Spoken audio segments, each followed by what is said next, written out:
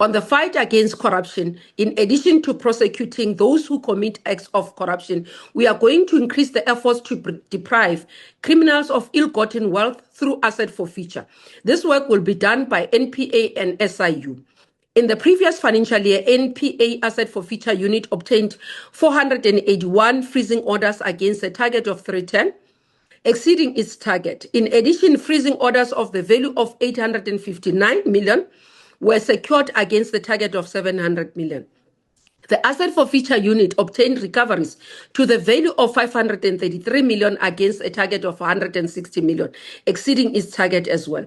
This overachievement is mainly attributed to ongoing recoveries in civil asset forfeitures matters carried over from the previous financial year, thus ensuring that persons and entities do not benefit from unlawful activities and corruption. Similarly, in the previous financial year, the SIU secured several major court outcomes and settlements. Two significant settlements agreements, one with WebTech to the value of 7.9 billion and another with Bombardier value of 14.3 billion, were made orders of court declaring both contracts unconstitutional and invalid.